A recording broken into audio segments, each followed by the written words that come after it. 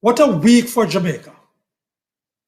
Prime Minister Andrew Holness' name being called by the Anti-Corruption Agency for conflict of interest issues and suspicion of corruption investigation. Doubts being expressed about the integrity or purity of the motives of the very Commission for Monitoring Integrity. And in Denham Town, 2 boys charged for the kind of brutality that we heard some gangs in the west of the capital city used to use and visit on their own kind. And of course, in the Stocks and Securities Limited scandal that is still an open sore, Jean Panton was finally charged and is in custody after a court appearance. Good day. Thank you for joining me for the 59th episode of the Frankly Speaking Jamaica podcast. Please continue to like and share the podcast with your friends and associates. And subscribe, please, if you haven't done so yet. I do appreciate it when you leave your comments on the channel. Now, to Frankly Speaking, the commentary. There are several points relating to time and timing raised in the issues with the report from the Integrity Commission that found conflict of interest with regard to the Prime Minister's handling of Christmas work, small contracts as Member of Parliament long before he became Prime Minister. First, for me, frankly speaking, it's taking too long for the Commission to complete investigations, and they should tell us why this is so. This one started in 2016 on conduct or events from 10 years earlier. The report was completed last October. And even after all that time, since the investigation started, it was not tabled until mid-February. Why? Let me state, by the way, that the tabling of that report was necessary, regardless of whether, as happened, the Director of Corruption Prosecution did not have enough to go ahead, to do more, to go for a criminal prosecution. But it must be emphasized that the Director of Corruption Prevention has made that decision from as far back as January 12. The commissioners knew all of that, and in sending the report to the investigation forward to be tabled, must have been conscious that the allegations contained therein were of great moment and would have elicited the whole consternation, condemnation, and more that were expressed.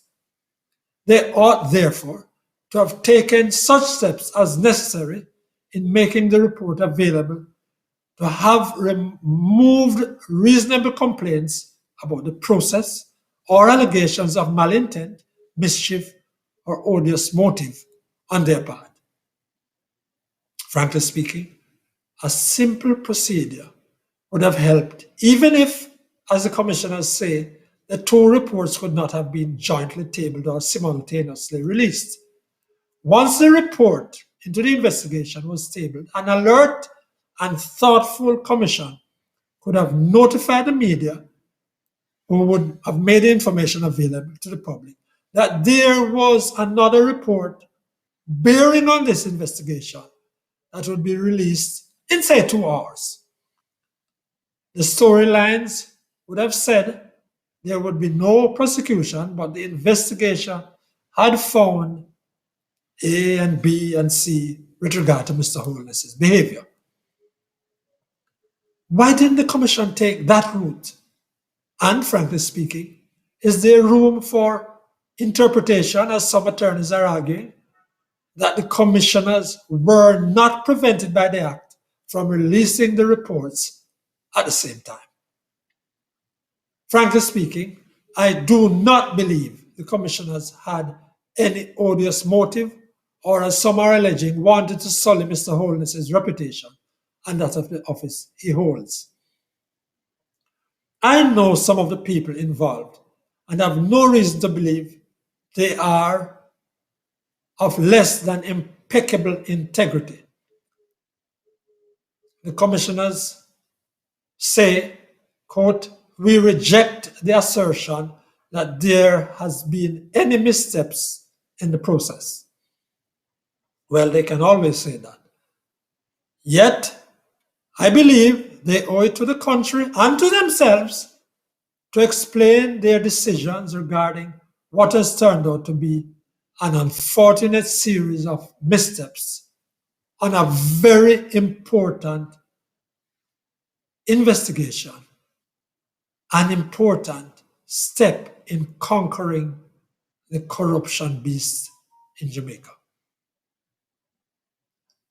The controversy over the Integrity Commission's handling of the report on Andrew Holness has obscured or removed from our gaze the very important issue of politicians' involvement in giving out work or recommending work or getting involved in any way with work in their constituencies generally or in their political divisions. It's an issue that needs to be discussed and taken seriously in Jamaica. One of the early reactions to the allegations last week that were borne in the report was some MPs saying, oh, but all MPs do that. All MPs recommend. All MPs are called upon to recommend. All MPs get involved. They know the people. That was a common reaction. And they justify that also by saying, well, both sides do it. We've been doing it for a long time. And it's the Community Development Fund, and before that the SCSP, and before that others, and Christmas work, and so on. It must be said again. No matter how many do it, it doesn't make it right. It doesn't make it a best practice, and it lines the path to corrupt practices. We are going to have to discuss that issue. And soon. Here now is Desmond Richard.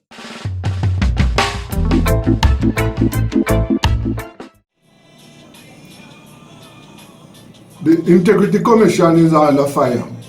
Severe criticism for its handling of investigations into allegation of corruption against the Prime Minister, and also the ruling of the Director of Corruption Prosecution that the charges against the Prime Minister were not strong enough to be taken to court.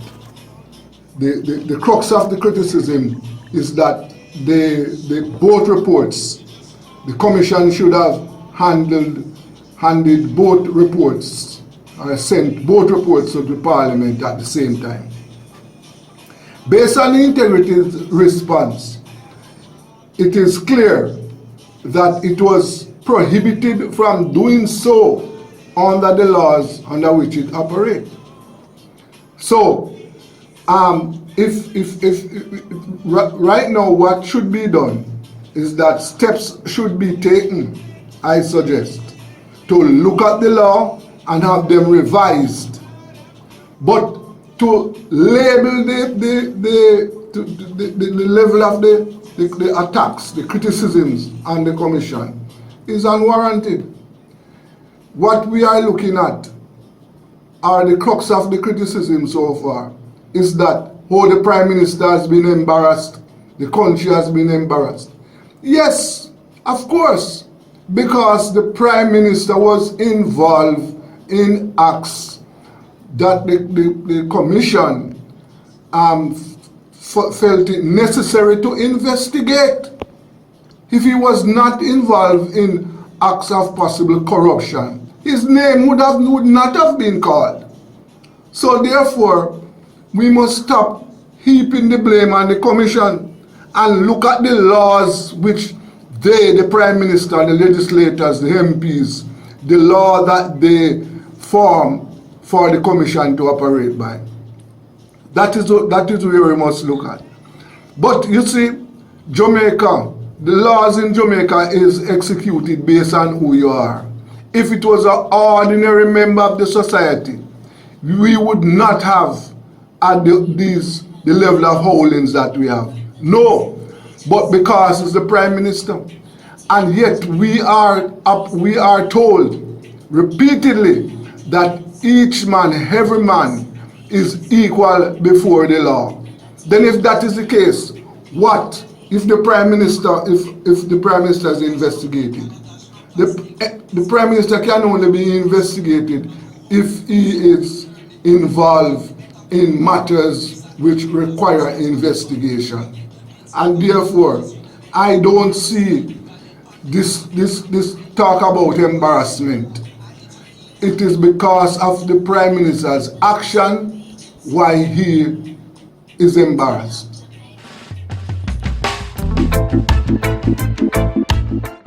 Journalist and founder of Rebel Radio Jamaica. And now, Winnie Anderson Brown.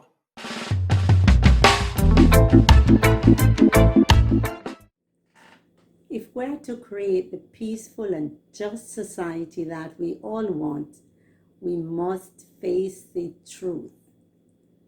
Many times when I hear talk about violence against women, the notion that men are the ones perpetrating violence against women and children is false. Violence is produced by both men, women, and children. So it is important for us to be against violence against anyone. And I know that my female counterparts are not so happy to hear that. Women are so violent sometimes that men can't even match them.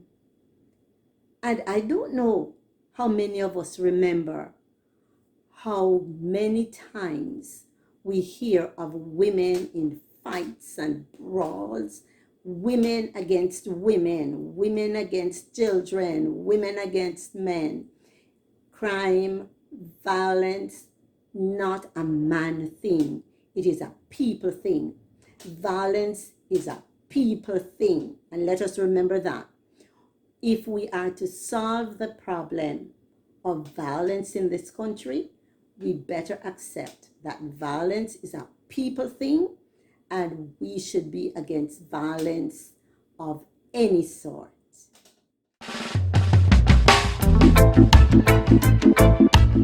That's Winnie Anderson Brown, educator and wellness facilitator. Thank you for liking and sharing the Frankly Speaking Jamaica podcast, episode 59. Please subscribe if you have not yet done so. On behalf of Desmond Richards and Winnie Anderson Brown, I am Franklin McKnight. Until then.